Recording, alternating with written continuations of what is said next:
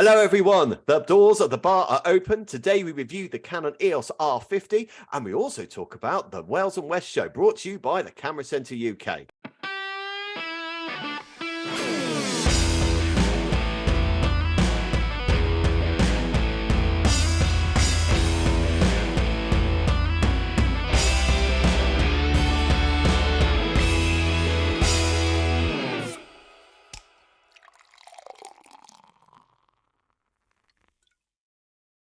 Hi Cam, how you doing? You're right.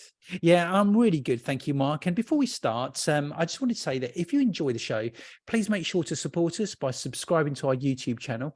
You can also follow us on Instagram, Facebook, Twitter, and TikTok, all of which will be linked in the show notes. Please also leave us a 5-star review on your favorite podcast apps, such as Spotify and Apple Podcast. And with that all said, let's get into it. Canon have very kindly, they sent us a couple of products for review. They sent us the Canon EOS R50, which we're going to be looking at the start of this show today. And they also sent us a rather cool Canon V10, which is a vlogging camera. Now, the R50 was released about 3 months ago. The V10 has not been released. I think it's we've actually received. I think it's imminently being released. We've received it from Canon pre-release, and we had a real play about with it. It's now gone back to Canon, and we had a lot of fun with it. And we're going to be looking at that and doing that review and putting that out in maybe the next couple of episodes or something. But today it's the Canon EOS R50, which is actually branded as the second lightest mirrorless camera in the world. Okay, second lightest, and okay, and so here's just a few quick main facts. I mean, there's obviously loads, but things that mainly photographers and videographers are going to find interesting. It's a 24 megapixel sensor. It's an APS-C size, so it's not a full frame camera. It's APS-C. Okay.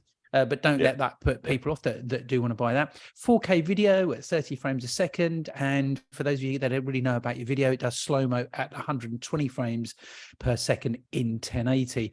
But going back onto the photography, the frames per second, the R50 will shoot 12 to 15 frames per second in photo mode. So I guess really there's some of the main stats that people initially ask for, and I'm going to break down some of those and include a few more in during the review as we go on, because I had it a lot more than you did, Mark. Yes. Okay, so I really got my hands on it, and I really had a good sort of work through with it. When I received it, opened it up, surprise, that was the first thing. It was white.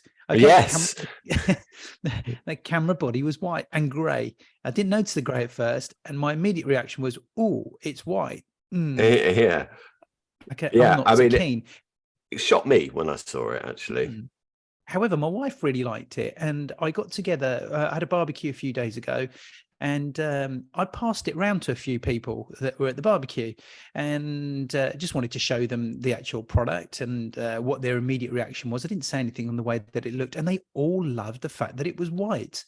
Now you can buy it in black as well. Yeah, that's right. Yeah, but it just goes to show that we do buy things on appearance and looks, and my first impression was white. I wouldn't go for a white, but I quite liked it. Not gonna lie. Other people, exactly. I thought it was all right. Yeah. So the actual camera itself has been designed, I guess, as a it's that same word, isn't it? Like content creator. Is the word photographer? Is the word photographer actually being used less and less? It's content creator, and content creators are all about photography and video. So it sort of encompasses both sort of specialisms. So that's really who it's aimed at, and it's aimed at really anyone that wants to shoot photos and video as well. As we said, it's a second lightest mirrorless camera in the world. It is small. It's very, very compact. It's very, very light. They've really sort of tried to put everything sort of into that body. And talking about the body design, starting off with that, we always talk about ergonomics and how comfortable is it to hold.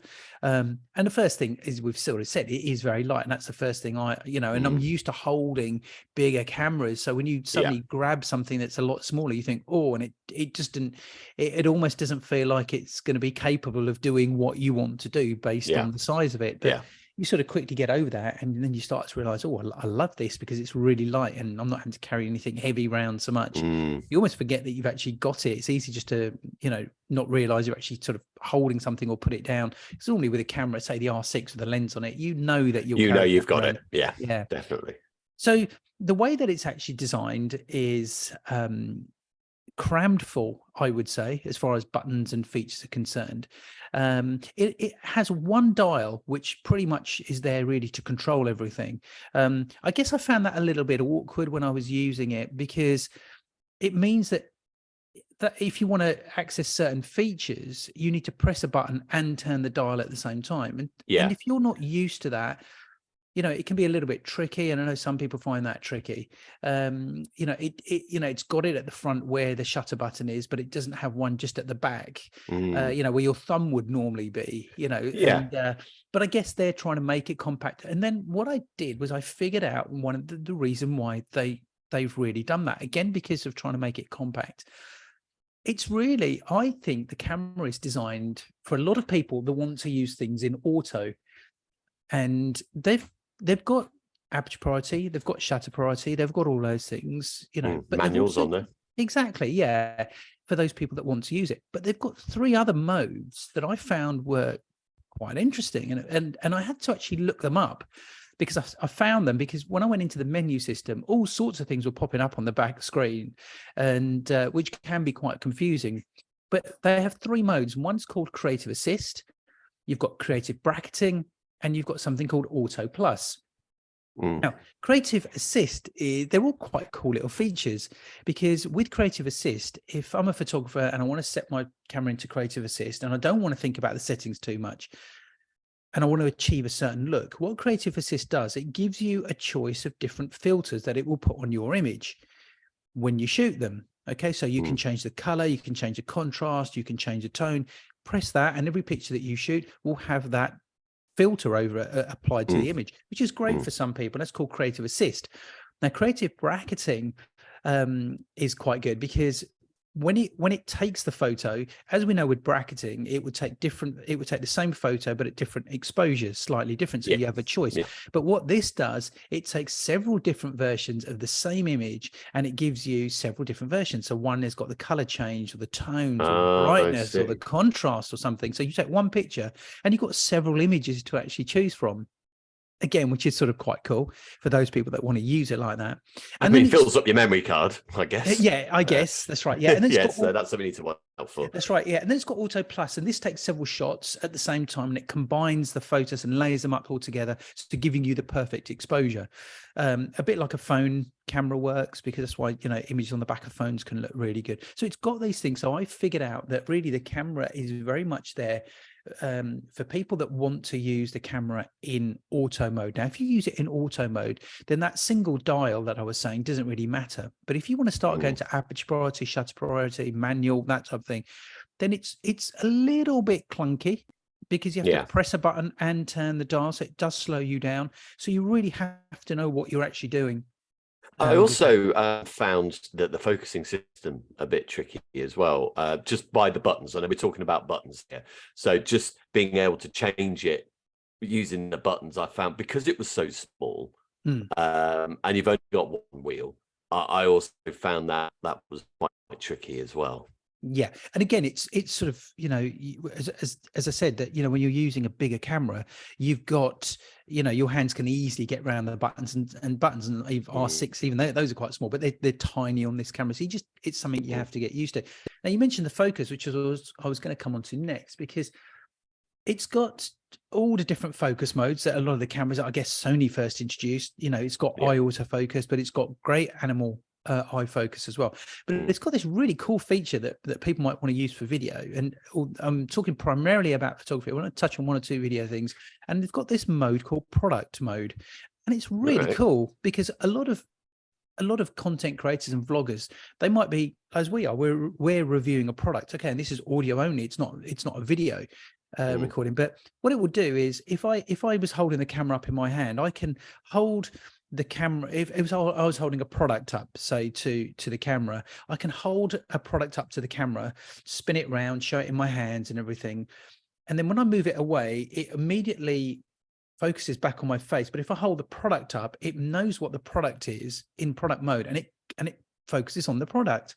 Oh, okay. So without going into too useful. much detail, focusing is becoming so sort of involved now on cameras that people are now looking at cameras. Oh, I want it because I have to have it because it's got eye focus, it's got animal focus, it's got bird eye focus, it's got product mode focus. So now a lot of people are becoming a lot more aware of focus. But the good thing about this one, again, on the camera, when you're in photo mode, if you just tap the back of the screen where you want to focus, it will focus and you're good to go. And so I think that's a really good feature on there. Focus is quick. The images that I was getting were perfectly sharp on the lens that we had, and so I've got no issues with it there. For what it is, for the size of the camera, for the images that of the output of the images, I think was really good. So no complaints there.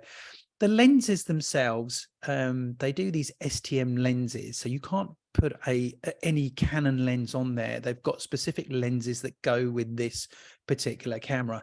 When I had it in use, I found that it was okay in low light. I took it out on 3 different shoots. So I did a very quick product shoot. I went to an engineering factory to shoot a rotor for a company that we do some work for, and then I took it out to a construction site. So I used it in different situations, and particularly when I was on the construction site and shooting the rotor in this engineering factory, I was doing shots on the R6, and then I did the same pictures on the same images on the R50. Brightness and everything exactly the same, no issues there or anything. But then once you started to enlarge the images up, you could see that difference in quality, which you would expect to be, with an R6, which has got a 2.8 lens on it. A little bit of noise on the higher end ISOs. But then, for my use, I'm not going to use the Canon R50 for the shoots that I was doing. But generally, as a comparison, they're the things that I actually noticed. So for those people that might say, well, I've got an R6 or I've got an R5 and this doesn't compare, well, it's not there to compare with. It's there for a specific reason. But the lenses, they've got quite a good range of lenses. I mean, they're cheap. The STM prime lenses, I looked this up actually. They're really worth looking at, and they're not expensive. For a 50 mil prime lens, it's £200. That's all right. Yeah, and just the last thing on the lenses, that you can't buy third-party lenses for these cameras. Aren't they? I mean, this is the same lens that was on the R10, which I think we reviewed a few months ago. And it's one of those ones where you got to kind of unlock it, haven't you, for the camera to work? Yeah. So there is that little extra function which normal lenses don't have. Yeah.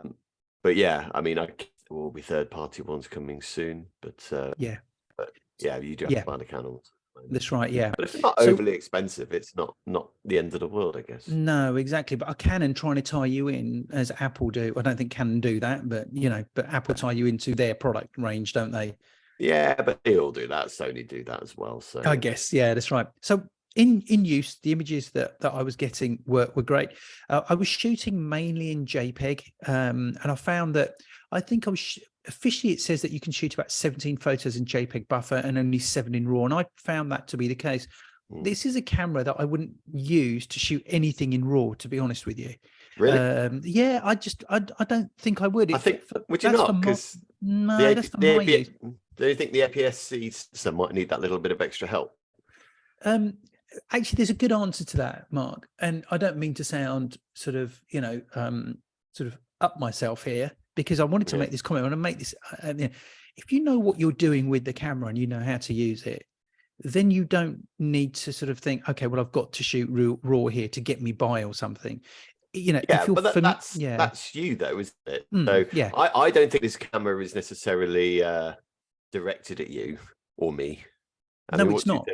Yeah, no, it's not. Where it is when I was using it for the shoots that I was doing I was just using it as a test. It doesn't work for those shoots. But if I just wanted to use it as a general camera to take away on holiday, then yeah. But again, I'll come on to that in a moment as to where it actually sits within that range. But in use, as I was saying, it's a little bit clunky with the one dial, but quality of image is really good. you know, and any content creator that's using it, then yes, you know, absolutely fine. It's really good. Now, a lot of content creators or anyone now, they're used to shooting pictures on their phone and video on their phone. With this camera here, it's very easy to wirelessly connect to your phone. And from there, once you've transferred the images to your phone, you can edit images on your phone using, say, Lightroom or one of those presets, which is really good. And then you can share and post those photos. So that's really good. Now, a couple of issues I'm going to just sort of pick up on it that I found. First of all, was the hot shoe, because out of interest, I was going to see if I could get my speed light that I use on my R6 onto this camera. Okay. And I couldn't do it because it doesn't connect. Okay. It's a different type of hot shoe. And I looked it up, and you have to buy an adapter, which I think is about £30 or something. So there are certain products that you can use on this hot shoe, but if you want to use your own flash guns and your own bits and pieces, the chances are you're going to have to buy an adapter. And the adapter, when I looked at it, and I've not seen it for real, but it looked quite chunky. So I thought, oh, that's adding quite a bit onto what is already a very small and lightweight camera. And then one other thing I found, and I wasn't going to do this at first, but I was looking at the cables, and when I picked up the cable connections, and when I picked up the camera, I went to the left-hand side. So if you're holding it with the back to you, I went to the left-hand side to open it to see where I could connect my cables. And as it is with pretty much every other camera that I've used, and I found the cable connections are on the other side. Well, that's a little bit odd. So I plugged in a cable because I wanted to connect it. And then when I pick the camera up, if you imagine you're holding the camera primarily with your right hand, that's the hand that molds around the grip, and your finger goes on the shutter button. But I then had a cable coming out from my fingers, and I thought, hang on a minute, that doesn't seem right. So again, I looked it up, and it is actually like that. That is what it is. So I don't know why they've done that, but I think that was a bit of a flaw. So the only two issues that I could really find with it was really the hot shoe and this cable connection, which I think is on the wrong side of the camera. So now, not an overly long review here. It was really the main things, but Mark, your comment really was on who's it aimed at, wasn't it? You were saying it's not really aimed at me. I mean, there's a couple of things that I just wanted to start. I mean, obviously, I'm used to using the R6, and I found it difficult to use because I'm used to using the R6. Let's put it that way. I mean, this isn't just a criticism of this camera, to be honest. I went and I saw my folks over the weekend, and I used my dad's camera, which is the D700. And I found that just as difficult to use because, again, it only had one wheel. You go on and you want to quickly move your aperture, and you can't do that. And you can't do that with these cameras. You got to press the button, and then the wheel to change to aperture or to shutter speed and all that. And I find that a bit clunky. But then it's not directed at me. You know, I'm probably being a bit overly critical with that. The one thing I did find with the R50 was I didn't have it as long as you, so maybe you had a look at this, but when you're on manual mode, the focusing system was then automatically manual, so you placed the box where you wanted it to be, but yet there was this gray sort of box that was on the eye focus that wasn't obviously operating, but it was showing you where the eye was, and I found that a bit odd. Now, I don't know, it's because I didn't have enough time with it. I don't know if that's something that you came across at all. I didn't know. No. I was going into the different modes that it had rather than going into manual shutter aperture. I used them very, very briefly, but then what I found was that it was slowing me down because I had to press a button and then dial it and whatever. So I thought, okay, right, well, I won't use those, but it's got all these, when you open up the menus, I said all manner of things come up, and then these different creative buffering mode and whatever kind. So I started to experiment with those more so. So I didn't pick up on that. Yeah, that was just something I picked up on, and it might be because I only had it when we were at the Wales and West show, which we'll speak about later. But I only had it around there. And what do you think to battery life, by the way? Because the battery did die on us, didn't it? It did actually, and I was surprised at that. Did you actually fully charge it that night? The night before? Yes, I did. Oh, you did? Yes. Okay, that's interesting to know. Yeah. I mean, they are smaller batteries; they're not the same sort of style batteries as you get with the R6. But I think maybe I think is maybe what we're used to. Suddenly, maybe a lot of cameras of that size are just generally like that we were supposed to. Yeah. But I have to say though that I was looking back a lot of the photos. I was playing around with the menu system. I was playing back some of the videos that I did. So it was using being it a used. lot. It was being used a lot because we were Yeah. testing, which is wearing the battery down on it. So Yes, of course, of course. So anyway, I didn't get a chance to sort of try and fix that, but yeah, I actually thought it was a nice little camera overall. You know, I can imagine I would get frustrated with it, I think, because I like my R6, and that's the only reason. Nothing wrong with the camera. I know muscle memory. I use it every day, pretty much, my camera. So when you use another one, it's a bit weird. But I can see why people would want to buy this, and we were just going on to speaking to who's it aimed at. I mean, for me, I thought it was aimed at the enthusiast, not necessarily the professional. It could be. Could you see a professional taking it on holiday instead of their big camera cam?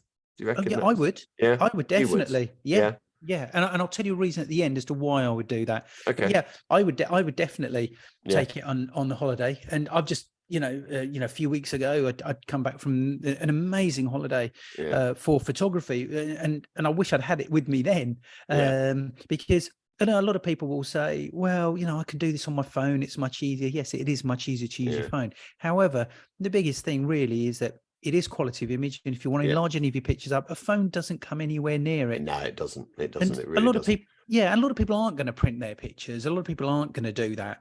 And I get that, because people aren't doing that so much now and everything. So a phone might, be good enough, but you buy a camera for a reason. And if you're going to buy that camera, you need to use it. And if you buy it because you want to take a few pictures and you want to take better photos than on your phone, it's still only worth buying if you're actually going to really seriously use it a lot. Otherwise, you use the manual settings in your phone's camera, which I discovered, whilst I was away on holiday. We'll talk about your holiday next episode. Because we got a lot to get through today, but I am intrigued to know about your holiday. We'll speak about that in the next episode.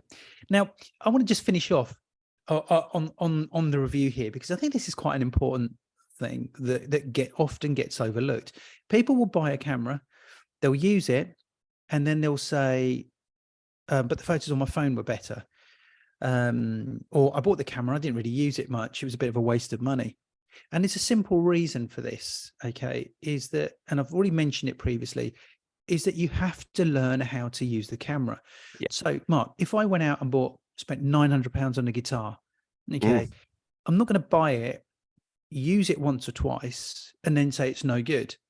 Okay, it's no good. It was a waste of money. I would know why it's no good. In fact, I wouldn't say it's no good. I would know why it's sort of no good. It's because I'm not using it. I'm not learning how to play it. I'm not learning how to use it. So I always find it very frustrating when people will say, I bought this camera, but it doesn't take pictures and it's not very good. It's simply because they've not learned how to use it. So if you do go out and buy this camera, go out and do a course, go out and watch some YouTube videos, go and learn how to use the camera and make the most of the camera. Because the reason why I was saying that I would take this on holiday without even thinking about it is because I do know how to use it. And when I was using it for the first time, when we had it for a week, I was learning a lot. I looked at these creative modes and seeing where they were useful. I was finding out how to play it. Really, I was finding out how to get a tune from it. And that's often overlooked. And and I think that's a really thing, is learn how to use it. Think of it as though you've just bought a guitar and you need to learn how to play it. Well, I mean, so price range. Price range.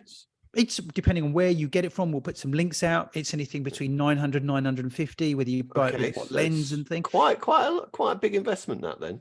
I actually thought it was probably more. It was more than I thought it was going to be. Yeah. Having used it and the options that you get from it, I mean, hey, look, we spend over £1,000 on a phone. Wow. Yes, we do. But a phone does all this and all that as well. But you're buying a camera. Yeah. In actual fact, at the price point that it's at and what you get, it's good value for money, I think. And the options that you have with it, I've used it quite a lot.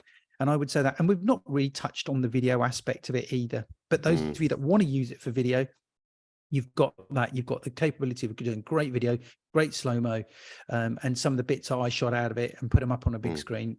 crystal clear. Focusing was nailed every time. It was really good. So yeah, great camera. Content creators, enthusiasts, hobbyists, professionals might want to buy it just as a little side camera, shoot a bit of B-roll images, as it were, Yeah. It's do you know what, Mark? It's a good backup camera to have just in case. I'm not sure if a bride and groom would be overly happy if you pulled that one out for their wedding. No, they wouldn't, but it's what you do with it. It's like that guitar. I can play this guitar. So, so anyway, great camera, Canon. Thank you very much for sending it over to us. Reviewed it, and looking forward to also reviewing the V10 as well. Mark, I think it's time for a drink. Yes, I think it's your round. Right then, so if you guys had listened to our last episode, which was amazing, if you didn't listen to it, then please do. We had Harry Marotra on from Camera Centre UK, talking about the Wales and West show that they were putting on, and they kindly gave us a couple of press passes so me and Cam could go down, and we did last Friday. We went round the show and had quite a bit of had a few chats with people, bumped into some old friends, and met some new ones, and this is how it all went. We've stopped here at the Benro stand and we're chatting with Mark. Mark, what are Benro known for? Benro make a range of camera supports, tripods and heads for both photo and video cameras. We have a wide selection available to suit almost most requirements that photographers need. Yeah, I mean, looking around here, there must be, 20 or 30 tripods that you've got here, in different types of heads, video heads, camera heads, sort of, I suppose, vlogging unit heads as well. So there's a whole range of stuff. When a photographer's looking for a tripod, I'm not talking about a videographer here, but I'm talking about a photographer here, what makes a good tripod? A lot really depends on what the photographer wants. Choosing a tripod usually involves some sort of compromise between whether they want something portable or whether they want something stable. And we have extremes at either end of the scale, and we have a wide range of products in the middle. And it's really up to the photographer to decide what their compromise is, and to choose the product that they know that when they walk out the front door with their camera bag every morning, that they will pick up and take with them. So we have a big range of products that hopefully, it might seem it makes the decision making more complicated, but we like to provide a solution for almost all cases. So for me, it's important because a lot of people overlook the importance of a tripod. I'm talking here about sort of hobbyists, enthusiasts really. They'll think they need a tripod, so they'll go out and buy a tripod, might buy on Amazon a £50 tripod, and just because it's a tripod, they think, yeah, I've got a tripod and it's good enough. But some of them aren't really worth anything at all because they're so flimsy. So a tripod has to have some substance to it, but also it comes down to cost. Now, Benro offer a quality range of products, we know that. So from the consumer end, what sort of prices do the tripods start at? The Benro range starts with what I would call a full-size tripod with a suggested retail price of around £110 and goes up to around about £500 for top-of-the-range, tall, heavy, stable carbon fibre. And when I say heavy, I mean heavy, it's lightweight compared to the size, but we make a good selection of models to suit not all budgets, as I say, starting at £110, some people might think is expensive, but when you buy Benro, we like to think you're buying a quality product that will last you well if you look after it. In fact, I'm surprised they start from as low as £110 actually, because Benro are well known in the industry, for offering that quality product as well. When it comes to the weight of a tripod, you were saying that carbon fibre, and it's very much sort of the lightweight end of things. Are most tripods now being made from carbon fibre for that reason, or are there still different materials, heavier materials still being used? I guess since carbon fibre started to be used for tripods, it's been a buzzword and of what people need. The benefit of carbon fibre is that it brings lightness. So if you've got two tripods the same size, one's made of aluminium, one's made of carbon fibre, the carbon fibre one will be lighter weight. put that into perspective and spin it around the other way, if you put those two tripods up in a wind tunnel and turn the fan on, the expensive lightweight one will blow over before the less expensive heavy one. And this is the compromise, is do you want heavy and stable, or do you want lightweight and portable? And actually carbon fibre does give you that best compromise. You can get something that's quite big, but is still lighter than what a big aluminium equivalent would be. So when you buy a tripod, it comes really in two sections. It comes as obviously the tripod legs, and then the separate attachment, which is the head that goes on top, rather than it being one complete unit. And I'm guessing, looking at the products that you've got, they all pretty much, apart from maybe one or two, seem to be sort of in that way, where you've got the tripod legs and you buy the head that's separate. And it's a range of different tripod heads, aren't there? You get things like the ball heads, the ones with like the stick. What's the most popular type of head that, and that's when I talk about the actual head, that's the bit that screws onto the bottom of your camera, for those of you that aren't sure. Yeah, that's right. The head is the bit that actually allows you to move, position the camera, landscape, portrait, pan left and right. Yeah, I mean, we do three-way heads, so they pan, tilt, and up and down, and each one has a separate lock for that each axis of movement. We have ball heads where you undo one lock and the head will move in all directions. We then have variables on that. So for instance, we have a geared head, which is in effect a three-way head where you have control over each movement by turning a dial, which gives you very precise movements. And then we have heads that are designed for long lenses, telephoto lenses, which give you very smooth movement for what could be, a 400, 500 mil lens. And again, it's really a case of deciding what kind of photography you're doing. Our most popular heads as an all-rounder are probably ball and socket heads. Because although when you undo the lock they will move in all directions, most of our ball heads have a friction control which allows you to adjust the tension, which means that you get some degree of precision in your positioning. But if you're doing just landscape photography and you always want precision, then something like our geared head is probably what you need.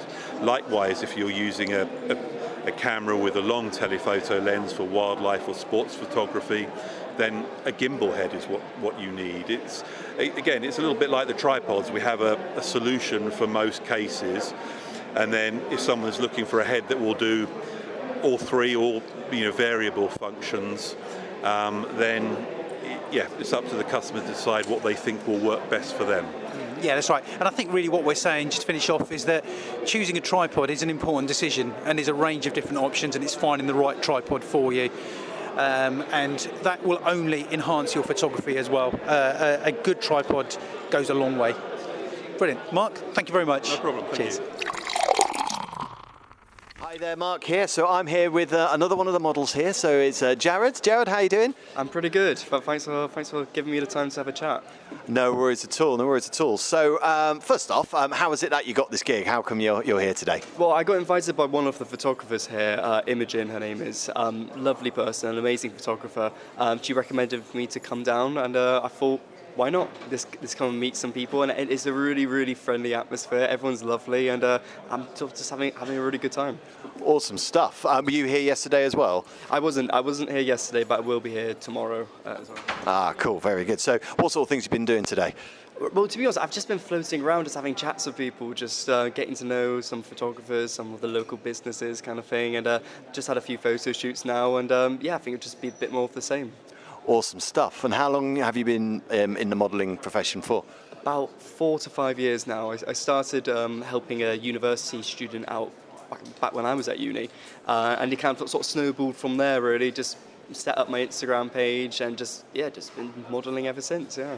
Very good. So we're just here. We're the photography bar, and we do a lot of sort of information for photographers, professionals listen to us, also amateurs and students and all that kind of stuff as well. So we just wondered, any sort of tips for photographers, how to, interact with a model, what do you find is useful when on shoots, that kind of thing, really. So in the studio, what do you find useful? Do you find photographers, if they know how to pose and all that kind of stuff, or collaboration, what do you find really useful when it comes to working with photographers? Yeah, no, I was going to say, it's probably the number one thing for me is when a photographer gives good directions. As a model, you can start running out of ideas and you're in front of the camera, so it can get a little bit nerve-wracking at times, but if you've got a photographer who's cool, calm, collected, and they know exactly what they want, and they can give you directions of just like where to position your hands, how to tilt your head, where to put your legs and all that sort of stuff. Like, just positioning-wise, it can be really, really useful and help calm a model down, knowing they're following the instructions of the photographer. They know that's what the photographer wants, so they don't have to worry about sort of displeasing them or anything like that. Just having clear instructions and a clear goal is really, really helpful for a photo shoot. Awesome stuff. I mean, I think we're speaking to one of the ladies who are also models here, and she was saying mood boards are quite useful as well. Is that something? Yeah, 100%. Mood boards are so useful, especially in terms of like what clothes to bring to a shoot, because sometimes you're stuck there the night before, you're looking at all your clothes, you're just like panicking, so you're not sure what to bring. But if you've got a mood board, you can sort of refer back to that and think, okay, cool, I've got to sort of resemble something, to this degree. Definitely a mood board. Would fully recommend that. Excellent stuff. I think Cam wants to answer a question. Here we go. Yeah, I just wanted to continue on, Jared, from what you were saying there about the rapport with the photographer. So for me, speaking to a lot of photographers and working with a lot of photographers, there's a lot of photographers that you put a camera in their hand and they just go very quiet. And that builds a barrier between you've got photographer, you've got camera, and then you've got model, and the camera becomes a barrier because there's no one speaking. The model's not talking to the photographer, the photographer's not talking to the model. There's not, as you were saying, it needs clear instructions. And so the best photographers, I always feel, are the ones that are the noisiest, right? The ones that are constantly talking and shooting whilst they're behind camera as well. Because one thing I sort of liken it to is paparazzi. You never hear a quiet paparazzi photographer. They're always barking instructions. Now, I don't mean barking instructions, but what I mean is that that everything comes from the photographer, and then that goes back to the model, and then the model gets to know as well. This is what I want to do, and then the model might start coming up with ideas as well, and it builds up a whole shoot, doesn't it? Have you found yourself in the situation where this just isn't happening with a particular photographer? It does happen. Like, fortunately enough, it doesn't happen too much for me. But when it's pretty much like you said, when you get a quiet photographer, he's not really giving you too much. Like, I start running out of ideas and poses, and then I'm sort of sat there like, I got no idea what else to do, and he's sort of there twiddling his thumbs, not really too sure either. And it just becomes a bit, I don't know, you definitely lose like the momentum of a photo shoot as well. It sort of falls very flat on its face very early on. But as you said, if you get a photographer who's like constantly talking, and even if they're making you laugh, and they're like, for example, like sometimes I've had to do photo shoots where I've had to be smiley or happy and stuff, and the photographer's there just cracking jokes, just trying to making me laugh, and it just warms you into the shoot, and it keeps the momentum going, and it's just really nice. You can bounce off each other and play off each other. But obviously, if the photographer sort of remains silent, then it becomes a very stale shoot. It just becomes a very long shoot very quickly. So definitely keep communication going. Have all these ideas coming out, and I know from a photographer's perspective that can seem like quite a lot because they are the one who's got to initiate that, but trust me, the model will start bouncing off you and will start suggesting ideas as well. Great. Do you find it's created an interest in photography for yourself? Now, the answer might be no to this, but are you interested in photography yourself at all? Do you ever sort of think, actually, I'd quite like to be the one behind the camera? I've never done it. I've never given it a go. Of course, it's been on my mind. Like, I see what like photographers can produce and the cameras they have, and it looks all so incredible. But I wouldn't know the first thing about how to operate a camera. I know, like, I don't want to be one of these guys who goes and gets this expensive camera and knows how to like function like 2% of it. I know some people do that. I don't want to be a statistic like that. So probably not. I'll probably leave that to the experts. But I wouldn't fully say no to it. Yeah. Do you know what? That's a really good answer. Yeah. Because the reason why I say it's a good answer, right, is response is you've just sort of said that I'm not going to go out and buy a camera and only be able to use 2% of it. You know, the problem is so many people think photography is so easy, so they'll go and buy this amazing camera and they'll expect just to get great pictures just because they've spent a lot of money on a camera. Well, a lot of people think it's the camera, don't they? Yeah, and I think this conversation proves that it is the photography, it's the rapport as well, but it's knowing how to use your camera. So your sort of response to that was really good, but because it just sort of goes to show that you have to learn the crafts, don't you? Just as modelling, you have to learn how to model, don't you? You know, there's a way to do it. You know, it's not just a look. If you have a look, it's not just if you have a look, then you can model, but you still have to learn that craft, don't you? Yeah, of course, definitely. Like, we're going back to the photography thing. I remember being at university, and you would get these students who would come fresh into uni, and they get their parents to buy them this really expensive camera, and the results really were so naff. It was so like, oh, really? Like, you spent all this money on this? Like, yeah, it is a talent. It is a skill you need to sort of master over the years, and certainly, and that definitely sort of transcends then into modelling as well. Like, I've been doing this for 4 to 5 years now, and I'm definitely a lot better than how I started. I hope I am anyway. Great stuff. Thank you, Jared. What we'll do is we'll put out some links to your Instagram, in the pod show, and so if any of you want to check out Jared's work and possibly even use Jared for one of your shoots, I'm sure you'll be able to get in touch. Thanks, Jared. Okay, so at the show today, there are some models here for photographers who have brought their cameras along, who can take photos with their cameras of professional models. And we've got one of the models here, Anna, and we're going to be chatting to Anna and asking Anna what it's like to work with photographers, and if you're a photographer and wants to work with models and wants to photograph models, what do you as a photographer need to be aware of? So, hi Anna, thank you for joining us. And have you been busy this morning? Yeah, I was really busy this morning. There were so many people, especially in the morning. Yeah, so That's great. Okay, so obviously you work with a lot of photographers. You've been modelling, you were saying, for 3 years? Yeah. So, okay, that's good. And so you've obviously worked with a lot of different photographers. Yeah. So what advice would you have for a photographer who's working with a model? So I would advise to talk to models, because sometimes I don't know if I doing things right, and just talk to them, because you can't really see what's going on in the frame. So yeah. Okay, yeah, and that's really good advice, because a lot of we've said this a number of times, haven't we, Mark, that the best photographers are the ones that are always talking from behind the camera. They're telling their subject what to do, what they want them to do. So that rapport works off the model and the photographer as well. Would you agree with that? Yeah, really a good advice to communicate with models, because you can maybe like just book them for another shoot, or just help them in their career as well. So just talk, make friends. I don't know. I understand what you're saying. It's just building a good relationship, so that the photographer's talking, the model's talking, making you feel comfortable.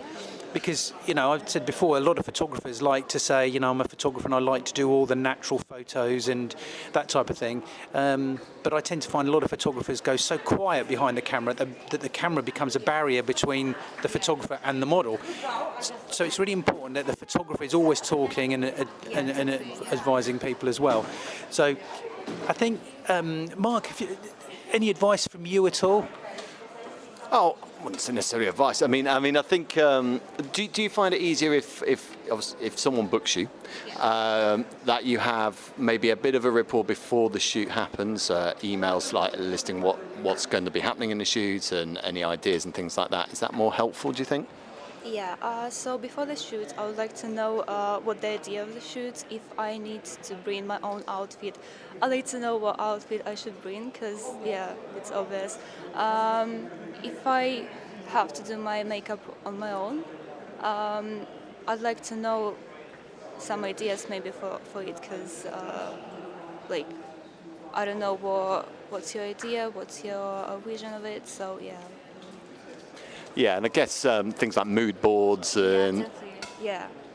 Just send some pictures maybe from other photographers that inspired you, just something, just anything.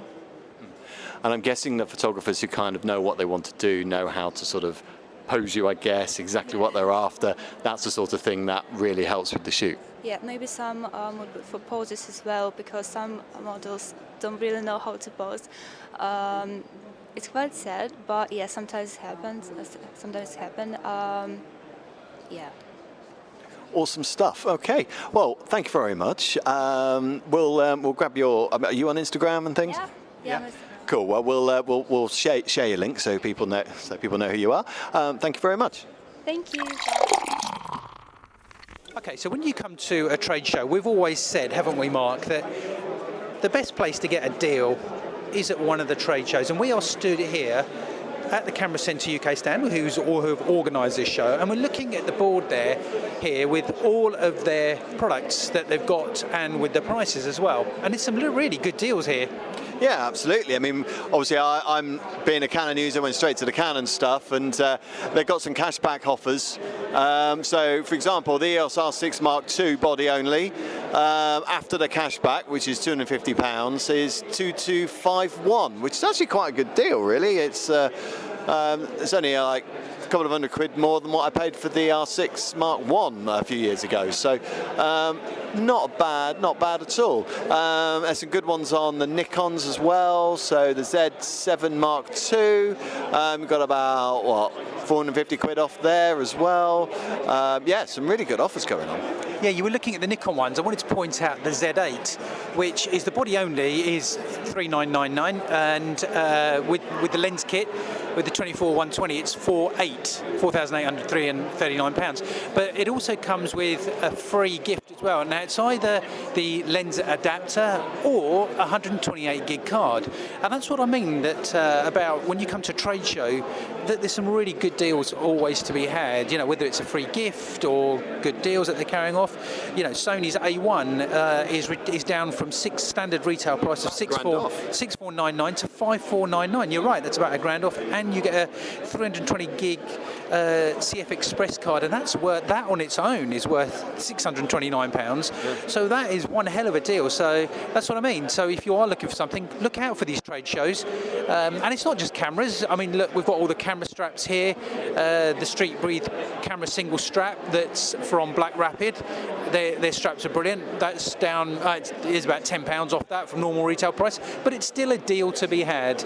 So look out for these trade shows if you're looking for something to buy. Hi there, right, so I am with Stuart at Don Clarke Camera Repairs Limited. How are you doing, Stuart? You okay? Yeah, I'm very well, thank you. Awesome stuff, awesome stuff. I must admit, we go around a few trade centres. I've not seen like necessarily a repair person there. Have you, Cam? Yeah, there's normally at the trade shows, there's always a camera cleaning stand going. All right, I must have missed it. Anyway, not to worry, not to worry.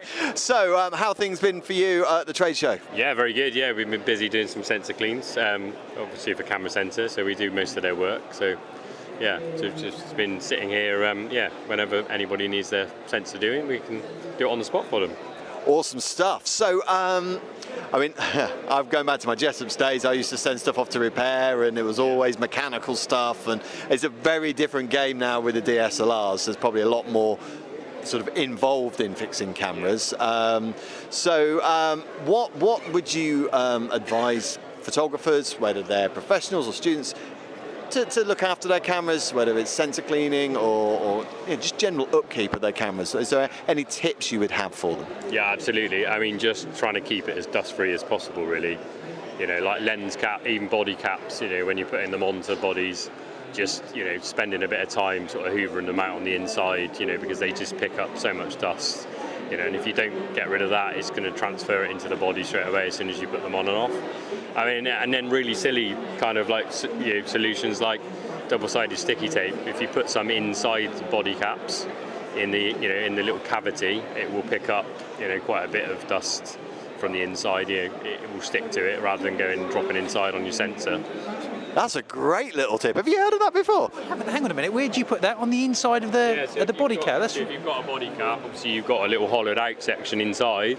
Just put some, you know, just cut some tape to size, just some double-sided tape on the inside of it, and any dust that sort of floats around. I mean, you see that technology, I call it technology, inside cameras as well. Yeah. So like at the bottom of shutters, inside mirror boxes, there'll be some double-sided tape. So if anything falls down inside the camera, it grabs onto it basically and just stops it from floating around the camera. And is it all types of camera that Don Clarke fixes? Absolutely. We still do film stuff now. We're seeing quite a bit of film stuff again now. You've seen an uptake on that recently? A huge uptake, yeah. It's I thought I was done repairing film cameras, and they're all coming out the woodwork now.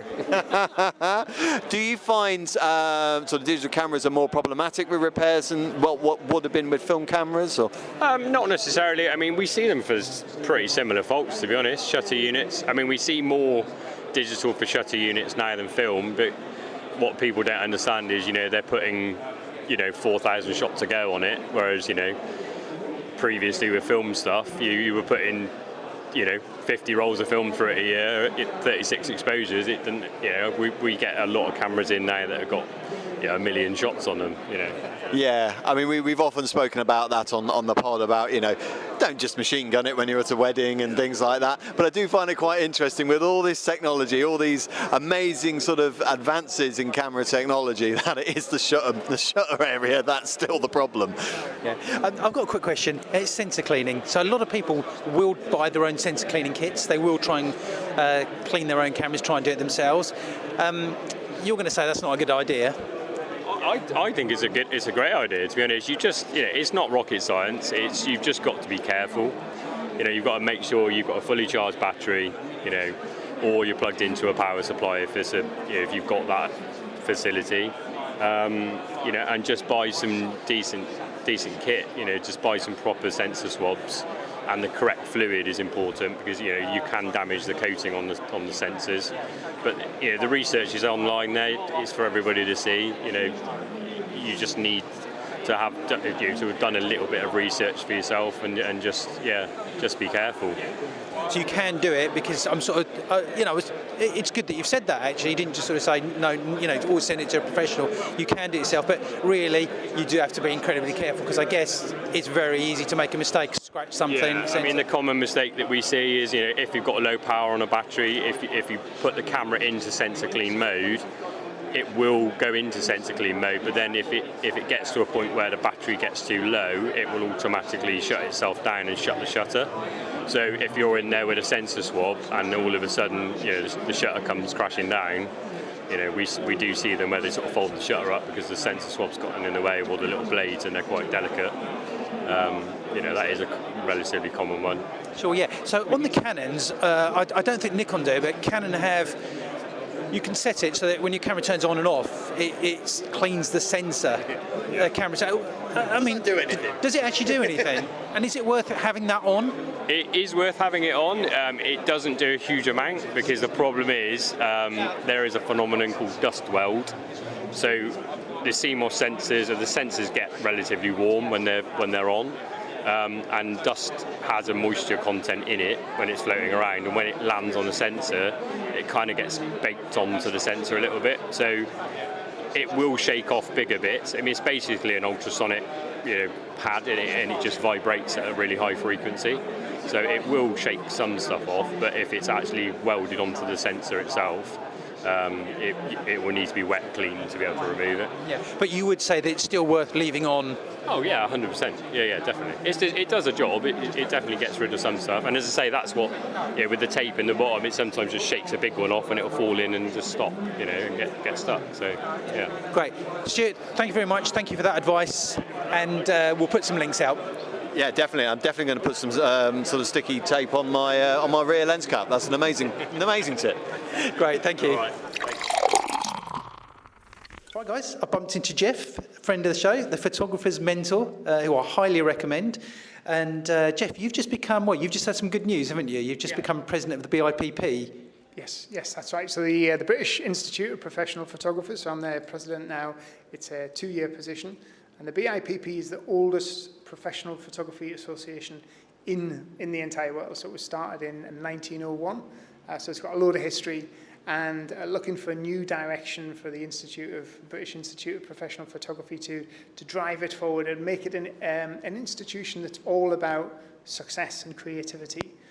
Because my view is that yes, you can have lots of associations and stuff and bodies, but if photographers are just featuring on, creating beautiful images, but they don't understand how to market and move forward with the business, then they're not going to actually make any money.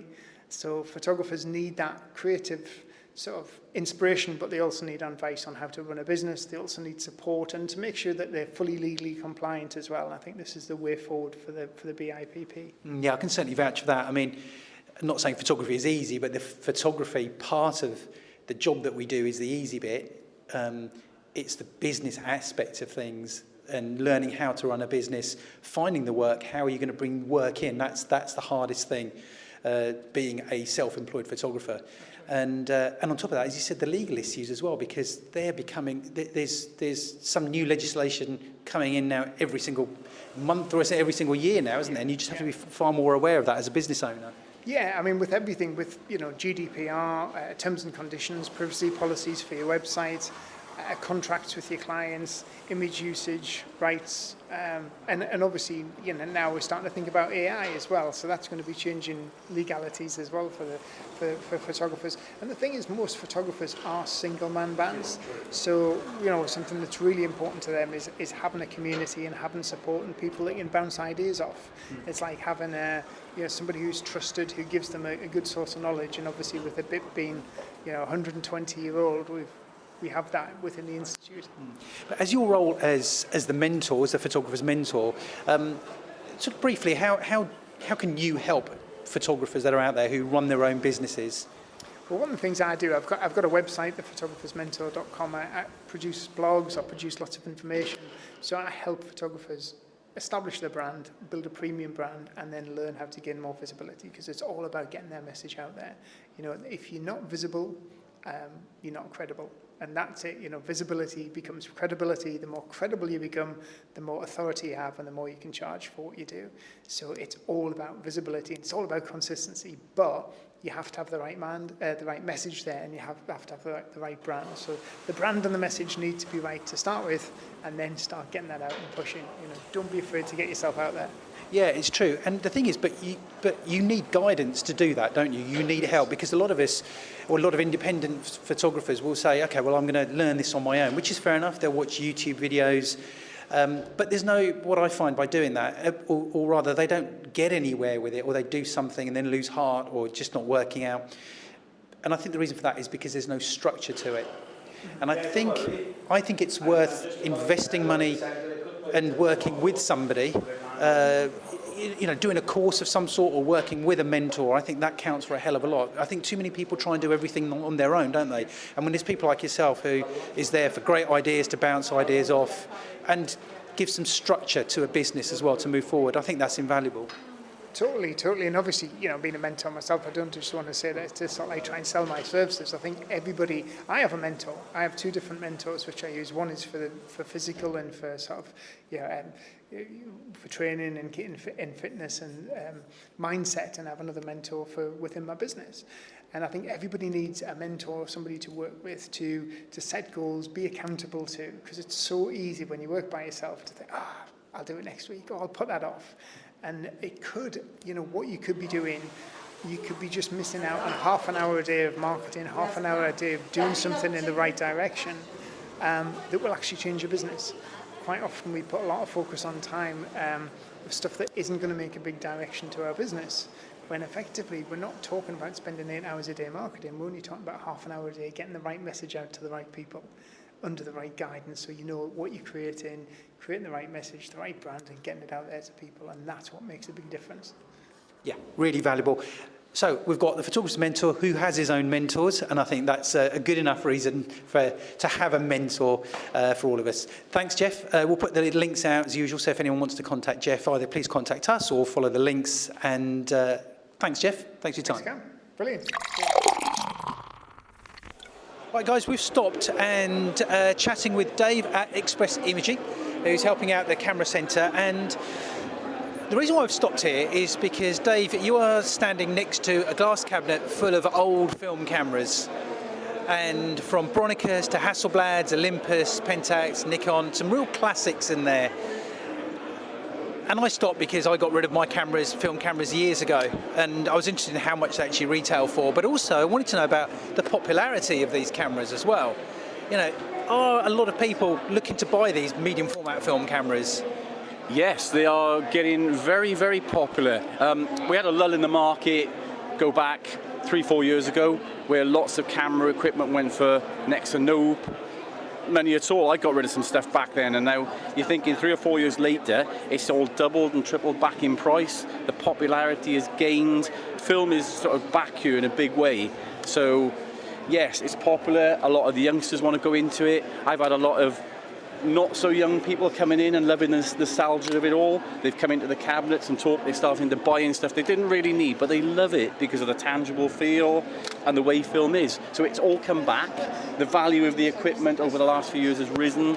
It'll never be what it was, but you get more for the equipment and there's a lot more interest in it. That's really good, because you answered a number of my questions, and one of those questions was, who would be a typical person that's buying the film stuff? Is it young people because they want to learn about it? Are people sort of thinking, I want to go for that film feel? Obviously, there's a lot of, Lightroom filters and presets and things like that, which try and mimic that. And I know it's not the same, as using, the classic film. That's what it's all about. But it's also just the experience of it, don't you think? Yeah, the experience. People are loving film. I mean, it's quite funny, actually. Running a lab in City Road, we get films coming in and people have fogged them and done silly things with them. They give some really strange and weird results, but they're loving it, that you can't even sometimes produce in Photoshop because of the way the light has worked. And it's brilliant seeing it all come back. But it's quite funny because you see some of these mistakes, and many years ago you tried not to make any of those mistakes, and now they're loving the mistakes that film makes and gets. You get 1 or 2 people who open their back and rewind the film and show you, which is a no-no, but that's how they're learning how to get round and how to use film. So, it's all an amazing comeback for film, and I think it's here for a good few years. At least I hope so anyway. I've been here for 23 years, and I've seen it double. Since when we started, we were doing 20,000 rolls of film a year. It went down to about 3,000. Now it's back up to 11,000. So that tells you where the market's gone, but it's still growing. And I suppose you get a lot of celebrities out there who've shot film cameras, like Kardashians, blah, blah, blah. Yeah. And all of a sudden the market's gone, we want one of those cameras to do that. So that, I think social media has brought it all back as well. But there's a genuine interest for film and a genuine love for the way film is and how it produces the results. It's the CD versus vinyl argument back here again with film. Yeah, and it's funny you say that about, when people they're trying different things. I opened the back of my SQB several times, squeezed the little buttons together and thought, oh, damn, there's film in there, and quickly closed it. Yeah. These days, that's art. It's now an effect, isn't it? Yeah, and, and all of that. And it's, the style of the cameras is great. And they're popular because companies, particularly like Fuji, have gone for very much that retro style in their digital cameras, haven't they? They've gone down that feel as well. So people like the look of those classic film cameras. Yeah, I guess that's the case. I mean, they're still very digital though, Cam, so I wouldn't necessarily go that they're looking too retro. But I know what you mean, the kind of the body shape is quite similar on some of them. I think people like the tangible feel of the buttons rather than LCDs and menus. Yeah. I sort of wish Canon, because I'm a Canon user digitally and I love it, but I wish they'd bring out something more tangible, press button, there it is, than screens and menus. But I think that's what's brought all these cameras back, because you can clunk them into position, feel how they're going to work, listen to the shutter go, clunk, and you've taken the picture. Yeah. And I think it's quite satisfying to feel, with that camera. Yeah, absolutely. I just wanted to talk about express imaging as well, and the sort of things that you do. Is it mainly film you do, or do you do digital as well? Or is it... Yeah, it's mainly film. We're film processors and film printers. We've been around for 23 years. I've been told by many reps, just bin your film machine out. No, kept it, ridden out the storm when it's all come back to fruition. So a lot of those reps are now going, yes, good job, we stuck with that. Yep. But yeah, express imaging, been there 23 years, love the film industry. We do digital printing, large format printing, we've got a studio, we do lots of different stuff with the realms of taking photographs, utilising photographs. Don't sell so much equipment apart from a cabinet full of used equipment, which I've apprehended over the years. But yeah, just love the industry and what it does. I'm glad to work with Camera Centre with helping them out on this day. Awesome stuff. So basically, if you are using film cameras and you want to get your film processed, I guess you can just send them over to you. Is that right? Yes, please do. Yeah. From anywhere in the country? We'll take mail order. We'll take whatever we can get, however we can get it.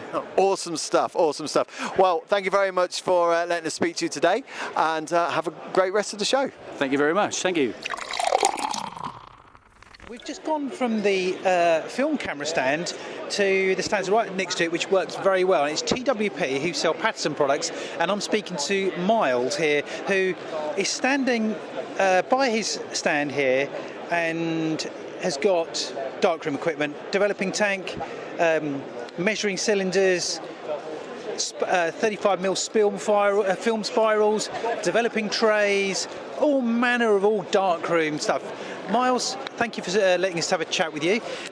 You were saying, so Paterson, so it's TWP and you sell the Paterson products, is that right? Yeah. Yeah, we're the manufacturers. So TWP means three-way pressings. So engineering company, and we bought the Paterson products, and we still make them in Tipton in the West Midlands. So it's a UK company. Well, stopping here, I mean, just reminds me of when I was growing up, because I think I bought my first developing my parents bought it for me as a present. I think I must have been about 13 or something. And the 35mm film spirals, the exact same developing tank, exactly the same measuring cylinders. They've never changed. The style, which goes to show how classic they are. The film clips that you hang to on the end of your film to dry them, which is great. The little ring pull to take the lid off the 35mm. So there's all manner of and stirrers, thermometers. I have to say, I was more of a film pick guy rather than taking apart the canister. Yeah. So there's a whole range of products here. Now, how popular is this? Are people still looking to process at home? Well, actually, it's on the increase, bizarrely. I'd say certainly over the last 5 years, we've noticed that film sales have gone up. People are buying 35mm cameras and medium format cameras. Their value is going up, and people are then thinking, what next can I do? I've taken the photos, how about developing the film? And of course we've got the equipment to do that. It's very easy to do, load a film, it's not scary at all, and then we do kits with various amounts of products in there just to make it easy for you. So you could buy a whole kit for developing 2 rolls of 35mm or 120 with the tank, chemistry, which is made by Ilford, and we put that in this kit together, so you can just have a go at home. And the Paterson range is all made here in the UK as well, which is really good, and so it keeps it here as well. But looking around everything here, you've got the negative bags, the sleeves where you put your 35mm films in, looking around the stand, but you've also got some really good kits for sale as well that gives you a complete darkroom. Well, it's a darkroom starter kit, including the red safe lights. It's got everything as for somebody who's either wants to start as a beginner or somebody who's done it for years and has got rid of all their equipment and wants to pick up on it again.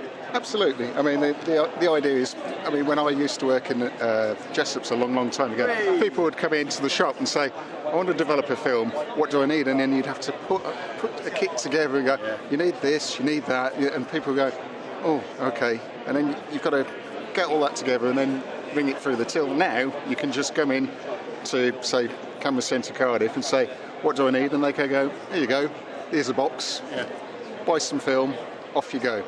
But we've tailored it for different needs, so if you want one with the chemistry, that's available. If you don't need the chemistry, you can buy a kit without the chemistry. You can buy a printing kit as well, so with a microfocus finder. You can buy a kit with paper in. So there's also different types of kits to buy, depending on your pocket and what you actually need and want to do for your photo. And do you know what? It's a great gift for somebody as well. It's a great gift for a young, keen photographer.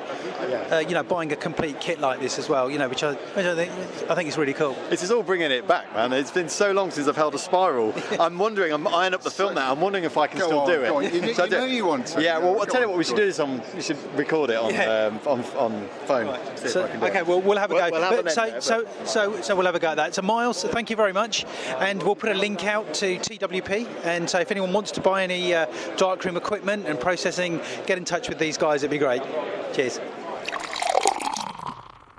I I'm with Peter Morgan from Tech for Togs. Do you prefer Peter or Pete?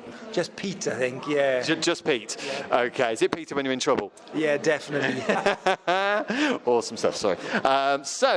Yes, it's kind of random because me and Cam were just walking past your table, and you're with Jeff Brown, who's been on our podcast, so we know Jeff, and we just got chatting about sort of Tech for Togs.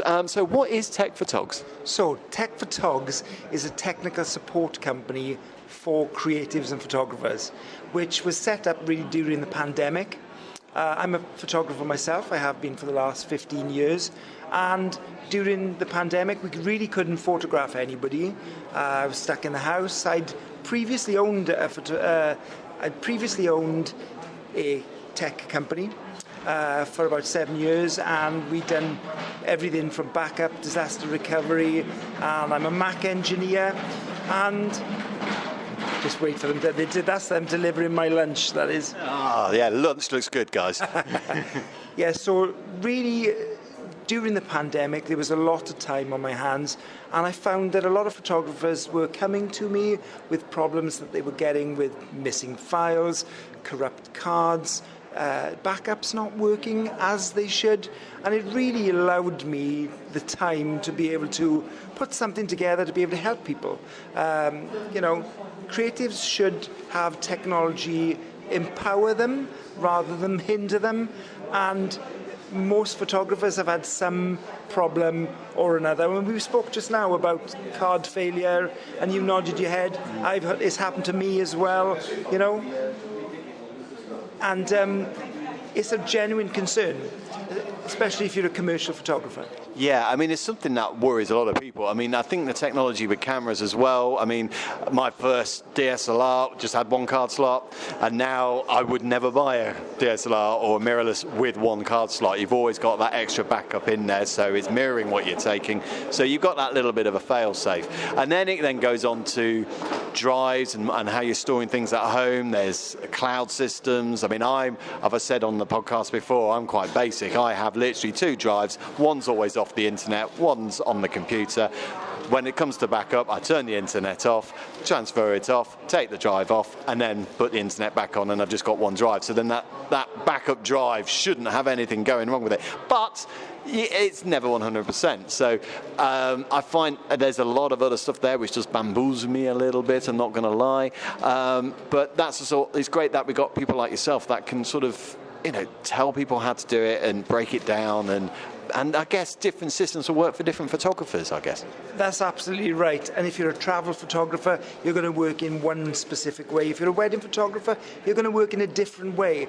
There's no one solution that's going to suit everybody.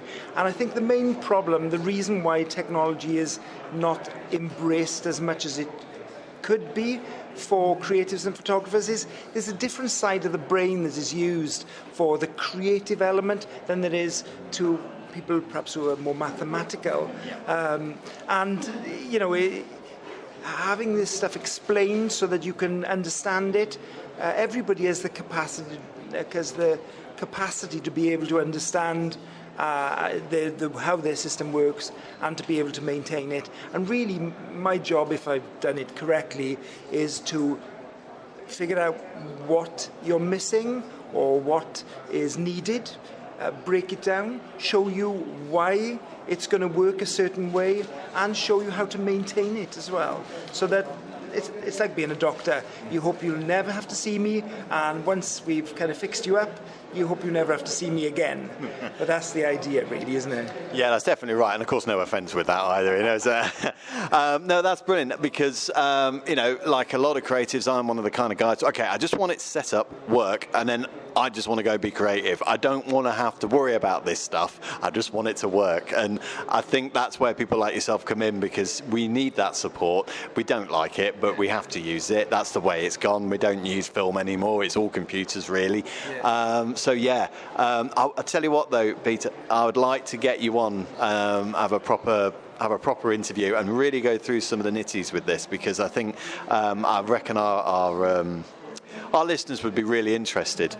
I'd be absolutely up for that, and it might be an idea that your listeners want to throw their throw their questions at you, and I'll do my best to try and answer everything that's thrown at me.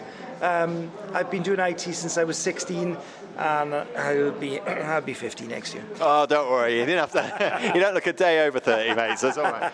Flattery will get you everywhere. Thank you. No worries, no worries. Well, yes, guys, we will definitely get Pete on a proper interview in the bar. So if you do have any questions, just think about them, keep them to one side, email them into us, and we'll put them to Pete. Thank you very much, Pete.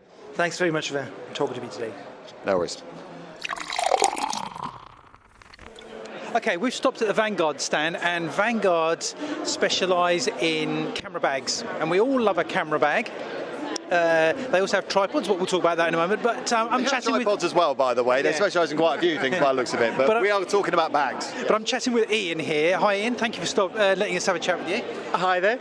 Okay, so tell us about camera bags. Everyone needs a camera bag and a good camera bag as well. So first of all, I mean, it's very much personal choice on what you need it for, but what are the different types of bags? Which categories, can you categorise the different types of bags? I think you can keep it quite simple. There's three key types of bags. They're shoulder bags, which if you're doing shorter distances and have a smaller kit, they're great. You sling them over your shoulder and you go. There's slings, which will go over your shoulder and sort of slide around. Or there's backpacks with the two straps on the side, which are probably the most comfortable for heavier kits and longer distances. If you're looking for something which is big and bulky, it's really quite difficult to say what's right for you because everybody likes something different. Everybody also goes very much on appearance first. A bag is something that you carry with you every day. You want it to match what you look like, what you're trying to exude to everybody around you. So do you want something which is outdoorsy and macho and tough and strong, or do you want something which is really quite stylish and modern looking? Do you want something that's retro? It's such a difficult thing to say to somebody, that's the bag for you. It is, and you're right. They have become more of a style item, haven't they?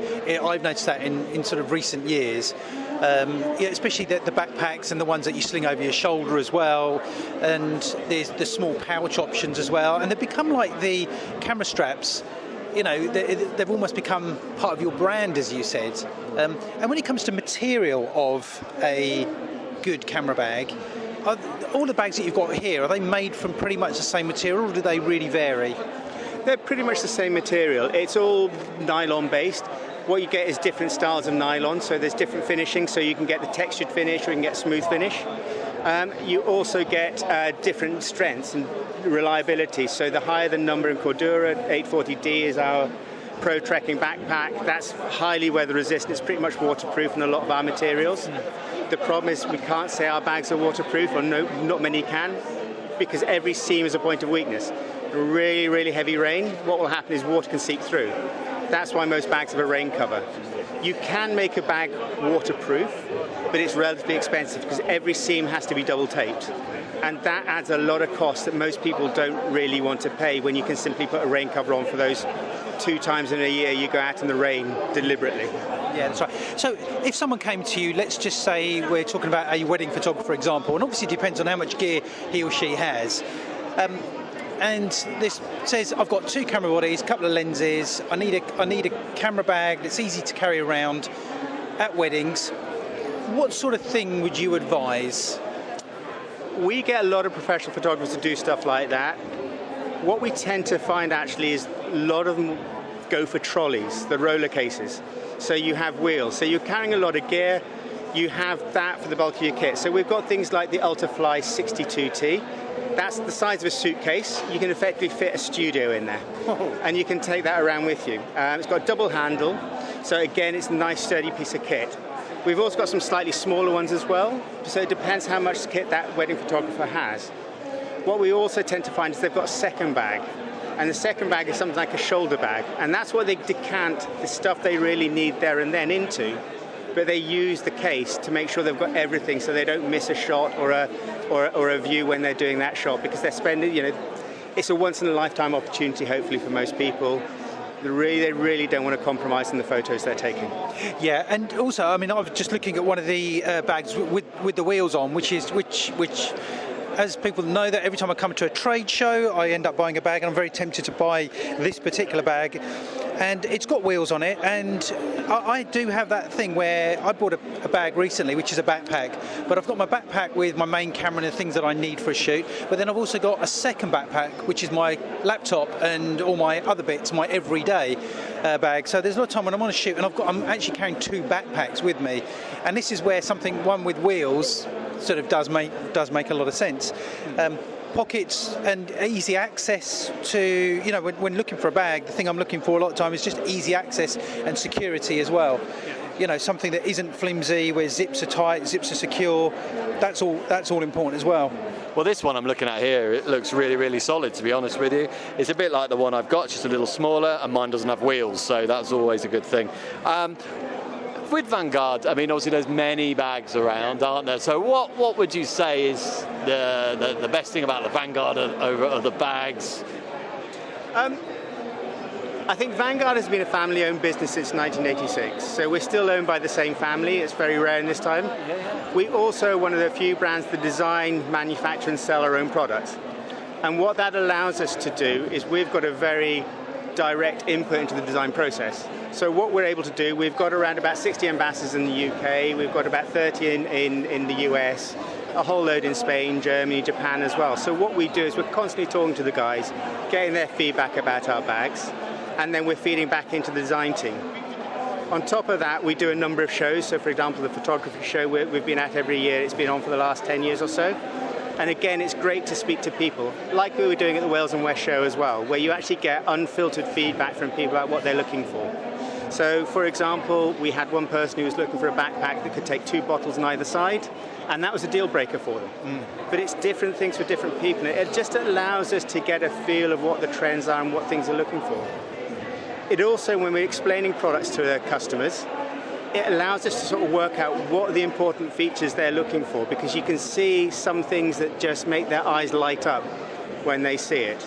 And it's not necessarily the big things. Sometimes it's really simple things, like, for example, most of our backpacks and bags have SD card holders, 2 SD card holders. One which has got a red tag to show it's used SD cards, one's got a green tag to show it's unused. So you don't have the worry about, is this SD card used or unused? And it's such a little thing, but what a lot of people take that to show is just how much thought's gone into the bag that you look at a detail like that. And it can be something quite strange and quite innocuous that just gives them that click, that instant hit. Yeah, because I have that dilemma all the time. I mean, we're shooting photography and video, and the team give me all their cards, and I'm lost with the card sometimes, thinking, what the hell was this card? Was this one used? Which one's this? And when you're doing it in the moment, okay, it's very easy to get sidetracked and lost. You think, I don't know what's what. So a little thing like that, does make a big, is a big thing. Yeah, absolutely. I mean, I was looking at that. I thought that was a really nice feature of the bag, actually, because, like you say, you've got to be in the moment. It's got to be quick, and I can see that being a real benefit in your bag. Absolutely. I've not seen it before either. Yeah, and the other thing I wanted to say was a good camera bag is important.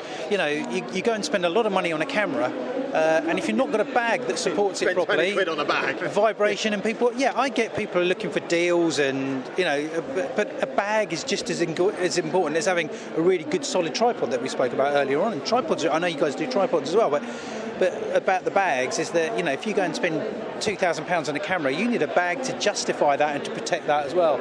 So that's important as well. And it's probably not just one bag. The reality is there's very few photographers we meet at things like the photography show and the Wales and West show who have just one bag, because you have different bags for different situations.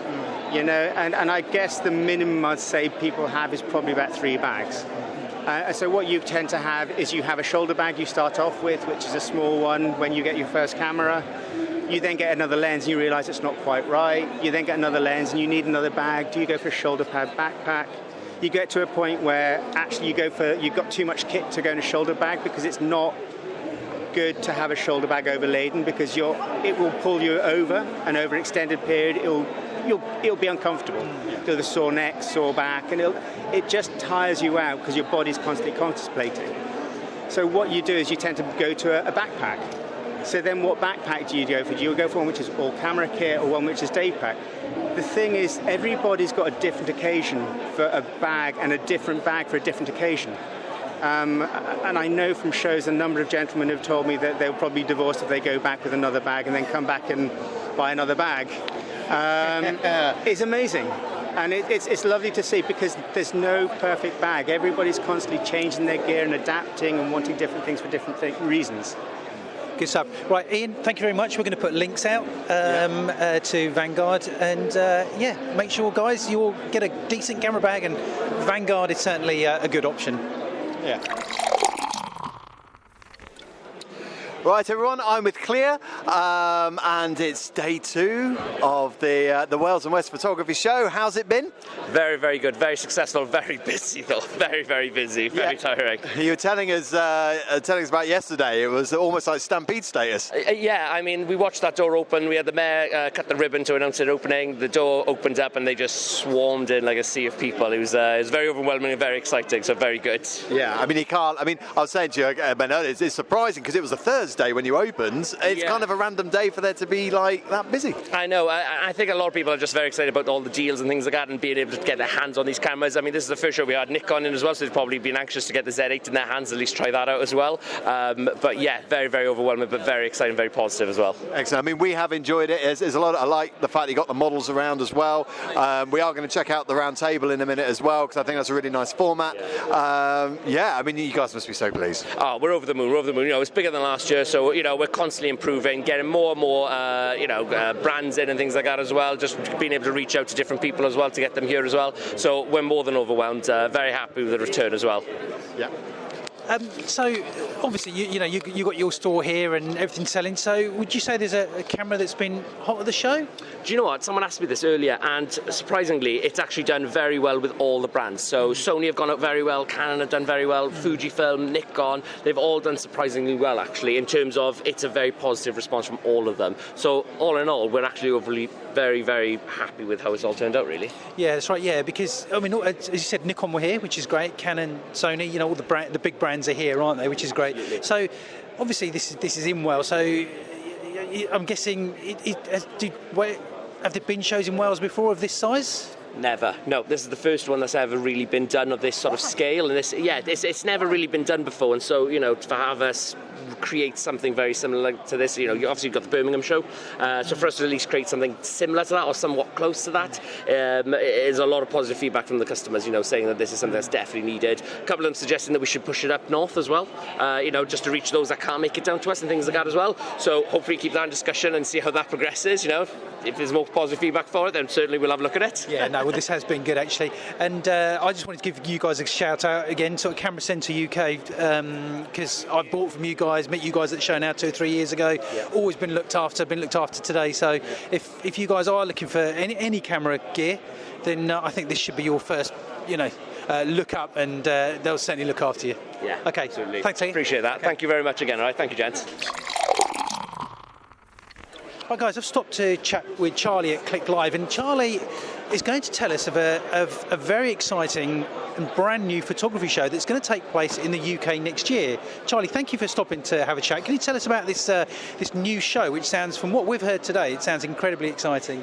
Well, bold, and we are not afraid to be big. So if you imagine a completely interactive experience for photographers of all levels, of all genres of photography, centered around 15 studios built on the show floor, education from the world's best educators, Lindsay Adler, Kelly Brown, Charlotte Ganache, Martina Warrenfeld, Frank Dorhoff, the list goes on, Chris Knight, from all over the world, literally around the world, coming to one place, which is Coventry next year. Classes indoors and outdoors, photo walks set in 200 acres of ancient woodlands, which unfortunately at other shows in the UK you end up on Car Park North 4 if you want to have a photo walk. Can't think who you're talking about there. Well, we won't go into it.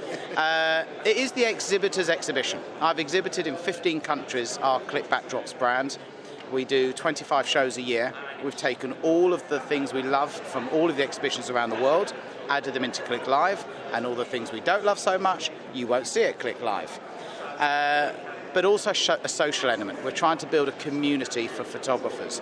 Click Live is our year 1 event, but we've actually booked this venue for 3 years, and it will end up as ClickFest. Now, ClickFest, and I will go on 20 seconds longer for you. I told you you're not going to get me for 3 minutes. Imagine Glastonbury and Photokina, God rest his soul, combined. And PhotoFest will be a 4-day event in Stoneleigh Park, 2026, where 10 to 15,000 photographers can party, can learn, can shop with the world's biggest brands in a festival environment to bring in the new generation of photographers into the industry. It sounds amazing, and what I really like about it is it seems to be very education focused. 100%. You know, the day of a trade show only, when you've got Amazon, to me, is a thing of the past. Photokina's proven that. It's not here anymore. My experience of the US market, where I go to some incredible shows out there, like Texas School, Shutterfest, ClickCon, Imaging USA, there's a huge social element, but it is still focused all about the education. And one of the things about Click Live is the education doesn't compete with the expo hours all day long. So our British photographers are going to have to wake up a bit earlier, as education starts at 11. They're going to have to stay up a bit later, because it then goes on 4 p.m. to 7 p.m. And we're also introducing a couple of evening with events. So canapes, drink reception, 300 limited tickets to see Lindsay Adler, Kelly Brown in a social environment rather than just a classroom where they normally are. That's where you see them. So yeah, social, shop, educate, not afraid to be big or bold, and that's what Click Live is all about. Yeah, and with that education, I mean, with the like classes, should we call them, or sessions that you're going to be running, are they going to be aimed for a broad section of people, from real beginners to very experienced people? Absolutely, literally from everybody. So people who are, and this is the other thing, when you get, say you're a studio owner in the UK doing £300,000 turnover, you also get to the point you've got nothing to learn. So we have to bring people even above them. And they will learn from the likes of Lindsay Adler, Kelly Brown. But from the more beginners, we also have to people that can speak their language as well. So from the photo walk, some of the classes are hands-on, some are demo, some are lecture style, but everything from editing to business to marketing. We've even got one and a lot of our speakers have never spoken before. We've got a duo coming over from Texas who built their studio business from 0 to $500,000 in 1 year during COVID. So they're teaching people how to do it, and how it is purely graft and determination with skill that will get them there. And that's a course that I'm really interested in as well. But unfortunately, I'll probably be on the show floor for that one. Yeah, no, it sounds fascinating. And just going back to that whole thing about, you were saying it's about graft, and I think that's the biggest thing. I think, you know, people can start here by, it sounds to me like people can come to attend the event, learn something, work at it, get educated, and really push themselves. But there's all of that marketing stuff going on as well, and learning and soaking up that knowledge to be able to really become successful within the industry. Absolutely, and funnily enough, it's incestuous as well, because my own business, Click, started 29 years ago when I was a lot younger and less grey. And I came up with the idea of marketing photographic studios, and we've generated £300 million for our members. 10 years ago, there was a demand for backdrops. We invented ClickBox backdrops. We're now a leading manufacturer of backdrops. So now to have the expo to tie all that together, where our backdrops are everywhere, our marketing is helping fill Click Live, and then we've got the business generation as well. Tie in the likes of our Chief Development Officer, Gary Hill, and his network of education. And the other nice thing we've also got is live print judging, portfolio appraisals by the BIPP, the Guild, the Societies for Photographers. So the support we've had, bear in mind we are the new kid on the block, and we've got no content from the last year's show to promote Click Live, so we're even using AI to help us with these things, and that is scarily good. But the support we've had of selling a third of the expo space already before we've even launched, from the biggest brands in the industry like Fujifilm and Loxley and Digital Lab, Graphy, etc., has literally blown me away. And it's made me very humble, actually, because what it's shown me is the trade want a new type of expo. Yeah, no, I agree. And it's interesting you said about AI as well, because the industry is it's going that way, and we need to embrace that as well. So it's going to be interesting to see how you incorporate that. I just want to finish off on one thing. Mark, you and I spoke recently, didn't we, on the pod, about the number of photography businesses that start and fail within the first, was it 3 years? I can't remember what it was. Something like that. I think it was like the first 3 years or something like that. It's a massive percentage. Yeah. I can't remember what it was. Something like 80%, but I could be wrong there. Yeah, 80% of photography businesses fail in the first 3 years. There was a stat that came out, and we were talking about it on a recent episode. So something like this is all about going there to learn and soak it up and get all of that knowledge, and that will only stand you sort of well, won't it? Networking as well. I don't know when this goes out, but if people want to get in quick, click liveexpo.co.uk, use code LIVE50 for 50% off all admission. Great, we're going to put that link out. Charlie, thank you very much. See you soon. Okay, right. So thank you to all of the people that we spoke to, took the time out to speak to us, Mark. I really enjoyed the show. And you know what, Mark? I'm going to start with it straight away. That tip from the camera cleaning guy, I thought that was pretty cool. What a tip. What a tip. Loved it. Yeah, absolutely. I'm definitely going to get some tape and put it on the back of all my rear lens caps. I just think it was a great idea. That's right. Yeah, I really liked actually the stuff that he was saying, because he was sort of patiently sitting there, taking cameras apart and cleaning them and everything. And it was really good that he actually said, look, it's fine to clean your own camera sensors. You don't have to take them to somebody else. You know, if you're careful with it and you follow the instructions, do that. Because a lot of people have asked me over the years, and I've said, no, don't never touch it. Just go and get it done professionally and whatever. I don't think I would do it. However, you know, if you feel confident enough to, and you follow the instructions carefully, then, you know, why not? As a professional said, you know, it was really good. Yeah. I also nearly went for that camera bag. Yeah, she actually walked away without it. But it's quite well done. Well done. I did. Yeah. Thank you. Yeah. I was trying to be quite realistic. But again, those people that we chatted to, I'm hoping that all of the listeners found that already useful, because the tripod stuff as well, you know, people will go and buy a tripod without giving it any thought, and they'll go and buy the cheapest tripod that they can without thinking about the size of the camera that they've got and the lens that they're going to have on there as well. And the camera and the tripod basically is that you've bought is useless. You know, it's of no use, because, you know, you press the shutter button and you see the camera spring up and down, you know, because the tripod is just it's not substantial enough for your camera. You know, and I did enjoy sorry, just moving on, I mean, you're absolutely right with the tripods, but one of the guys, I really enjoyed talking to the Paterson chap as well. I just thought having a go with the spiral, and it's been ages since I've done that. I know, that's right. Yeah, and I've just learned I've been doing it the wrong way round. But, yes, that's right. Yeah, do you know? I mean, I did that for days, a day after day for many years. You know, and it feels good to holding those spirals, bringing them back in your hand and everything. However, I would never miss the smell of fix on your hands. No, not at all. Not at all. So yeah, certainly didn't miss that. But talking to these guys, you know, at the show, I thought everyone just seemed really enthusiastic with the show. It was great having sort of chatting and getting some of the information that they were going through, and it was the opportunity to learn. You know, talking to bumping into Jeff Brown, a photographer mentor. Yeah. Took time out to tell us about, you know, he's now president of the BIPP, and, you know, we'll be getting him on the show, and some of the stuff that I spoke to him outside of the interview as well. It was like a sponge soaking up loads of information. Yes, absolutely. And it was good to chat, bump into his friend as well, because you know, obviously we spoke to Peter Morgan from Tech for Togs, and it was only, you know, they were sat together, weren't they, him and Jeff? So and it was great to have a chat, and I definitely want to get Peter on the show properly, because I think he's got a lot of interesting things to say about how to look after your files, and, you know, just backing things up and all that kind of stuff. So I think that'll be useful.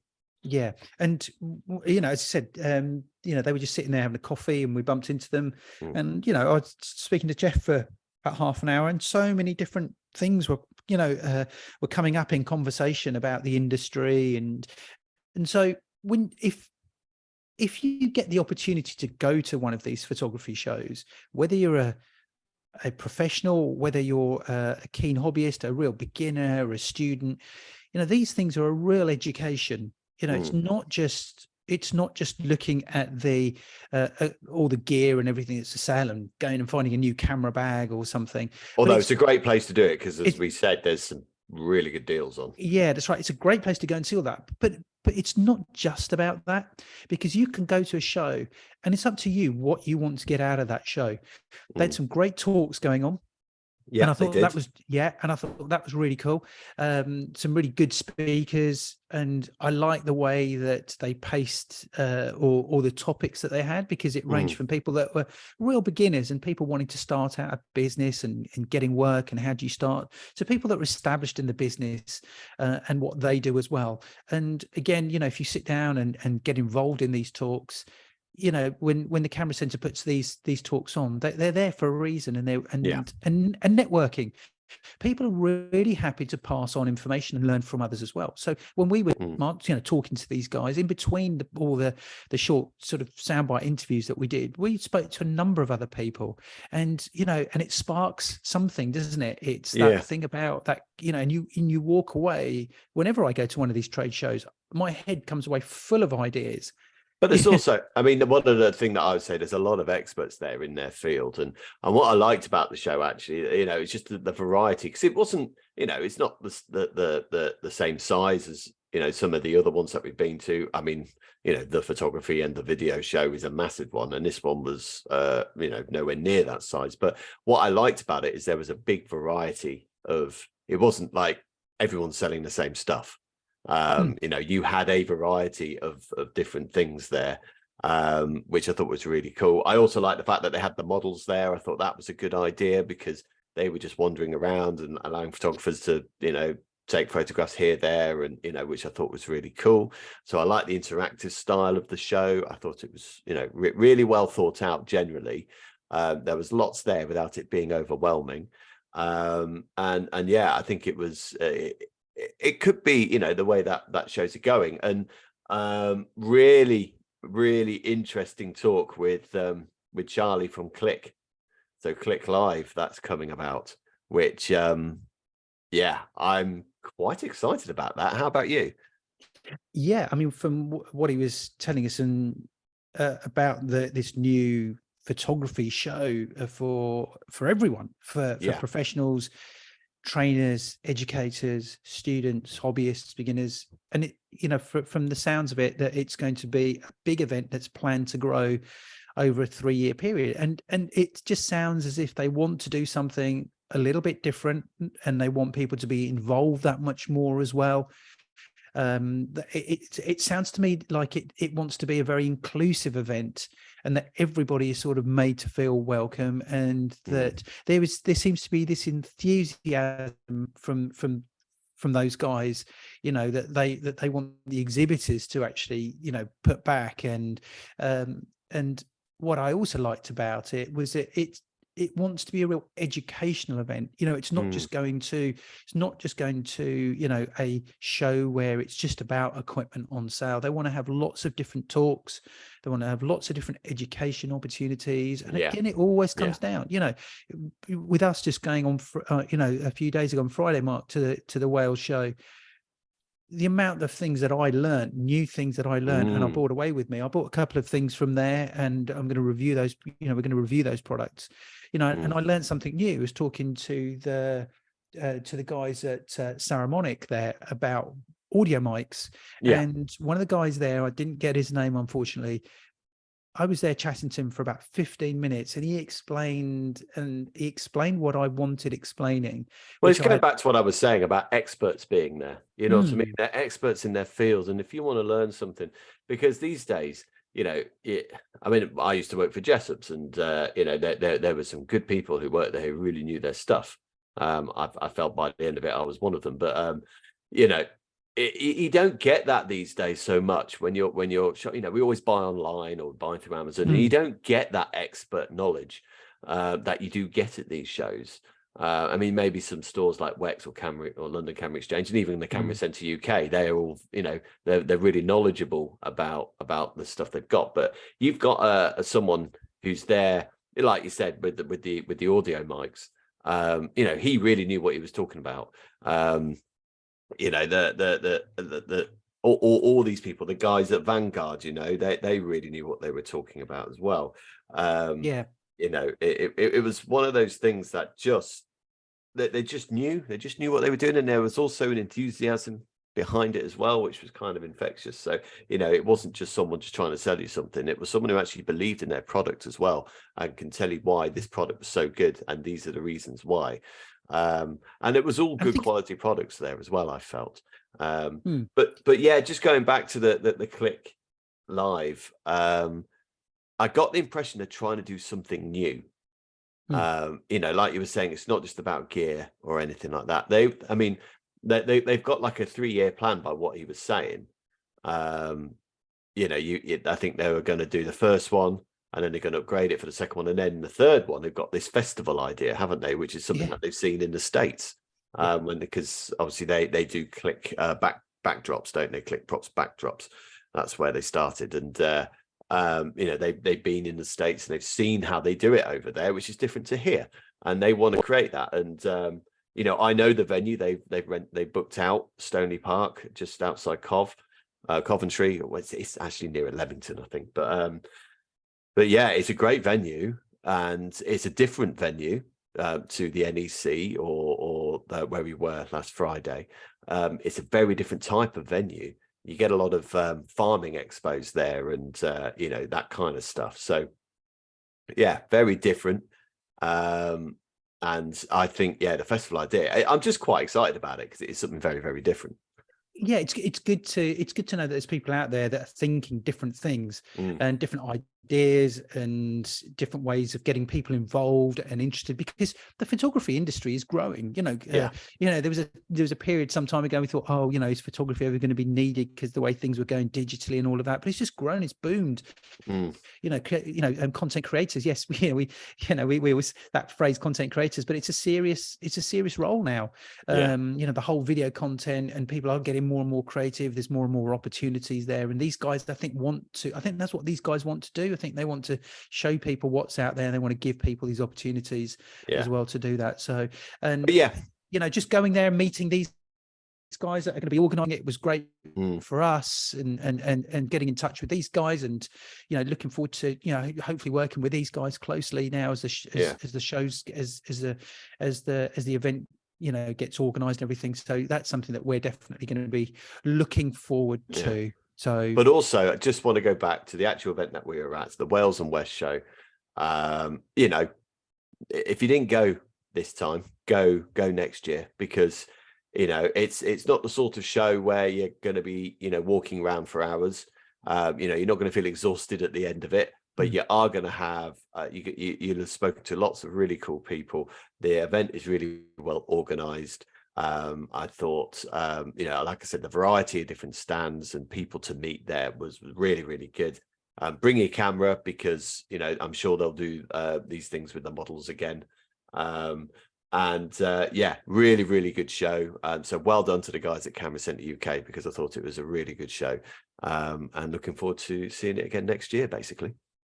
Yeah, and I wanted to also sort of just underline that as well, because I've always said, from when I first met the guys at the Camera Centre at a trade show probably about 3 years ago, when I bought you know, the R6 and a few other bits, and I mean their service was top notch. It was great, and ever since then we've had really good sort of relationships with them. They really look after us, and those guys are really enthusiastic as well. I think as a retailer, I think a lot of retailers could take a lot of lessons from the way these guys work. So well done. Yeah, brilliant. Okay, that's it for another show. Please do like, subscribe on all our channels. We're on Spotify, we're on YouTube. We've also got a Facebook page, Instagram. Please do find us and like us. Give us that 5-star review. And any comments you want to do, please comment on the episode and email us. We're always welcome. You're always welcome. So yeah, thanks for listening to us, and we'll speak to you on the next one. Bye for now. Cheers.